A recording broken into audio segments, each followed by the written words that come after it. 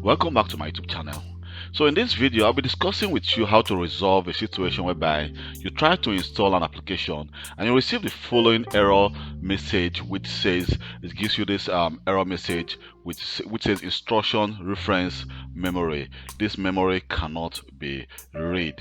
So to terminate the program, click OK. So this is actually in Japanese, but in Chinese, but just assume you actually face a situation like this.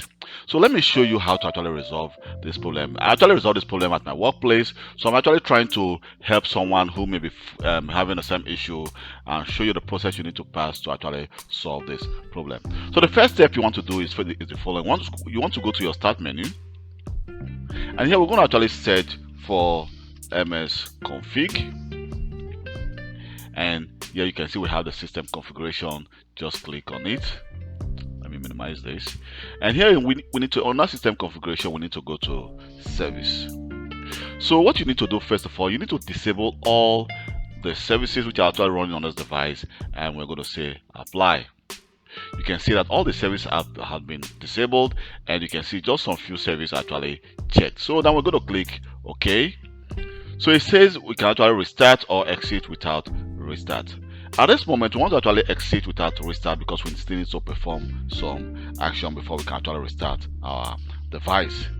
So the next thing you want to do is you need to go to your set menu and then search for CMD to start the command prompt. So I will actually advise you to start the command prompt as an administrator, because if you start the command prompt without being an administrator, you may receive an error message. So just right click and then run as administrator.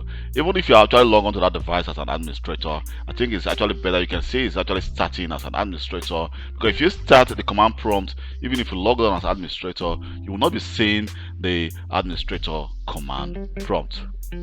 So now we want to actually do the following. So I'm going to just enter the following: sfc/scan now.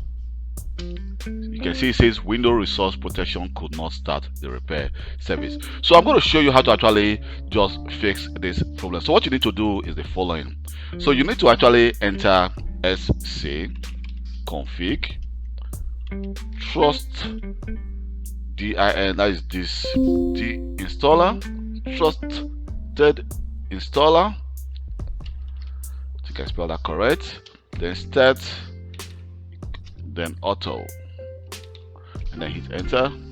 You can see it says change service config success, and then we need to enter the following. We need to actually start the trusted installer service. Net start trusted installer and hit enter. You can see it says the window module installer service is starting, and you can see the service was started successfully. And then we just need to enter the following. Let me just go back to my previous command and hit enter.